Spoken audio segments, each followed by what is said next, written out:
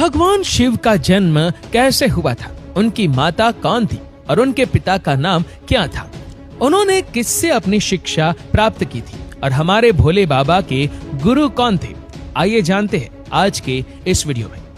दोस्तों, आज सबसे पहले भगवान शिव के जन्म से जुड़ी पहली कहानी यानी शिव पुराण की एक लोकप्रिय कथा के बारे में बताने वाले हैं।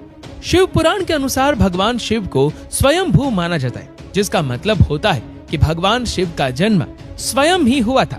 यानी कि इससे एक बात तो साफ हो जाती है कि ना ही भगवान शिव की कोई माता है और ना ही उनके कोई पिता है। इसी कारण से भगवान शिव पंच तत्वों से भी परे है, जिस कारण से इन्हें मृत्यु का भी कोई भय नहीं है और इनकी मृत्यु कभी हो भी नहीं सकती।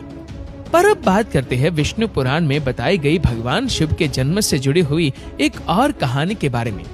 विष्णु पुराण में बताया गया है कि भगवान विष्णु के माथे से निकलने वाले तेज के कारण भगवान शिव की उत्पत्ति हुई थी और उनके नाभि से निकलते हुए तेज से कमल पर विराजमान ब्रह्मा जी का जन्म हुआ था। मगर दूसरी ओर भगवान विष्णु के जन्म के बारे में शिव पुराण में बताया गया है कि एक बार की बात है जब भगवान शिव अपने घुटने मल रहे थे और उनके घुटनों से निकलने वाले मैल से भगवान श्री विष्णु जी का जन्म हुआ था। पर अगर ऐसा हुआ है तो विष्णु पुराण और शिव पुराण एक दूसरे से बिल्कुल अलग है। इस कथा के अलावा भगवान शिव के जन्म की एक और पौराणिक कथा काफी ज्यादा पॉपुलर है, जिसे शायद आपने बड़े बुजुर्गों से सुना होगा। पर अगर नहीं सुना तो आपकी जानकारी के लिए बता दे कि एक बार की बात है जब भगवान विष्णु और परम ब्रह्मा जी के बीच इस बात पर बहस छिड़ गई थी कि आखिर इस संसार में सबसे महान कौन है। और जब भगवान विष्णु और भगवान ब्रह्मा इस बात को लेकर बहस कर रहे थे तो एक जलते हुए खंभे के रूप में महादेव उनके बीच आए थे।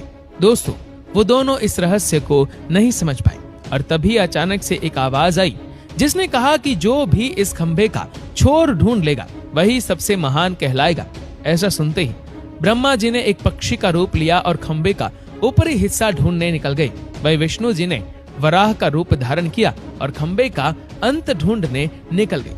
बहुत देर तक खोजने के बाद भी दोनों में से किसी को भी खंभे का छोर नहीं मिला और दोनों हार मानकर वापस आ गए।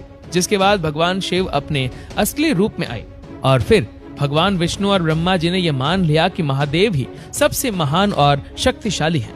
इनसे बड़ी शक्ति इस दुनिया में कोई नहीं है। इसी के साथ ही शिव पुराण में बताया गया खंभा इस बात को दर्शाता है कि ना ही भगवान शिव जन्मे थे और ना ही उनका कोई अंत है।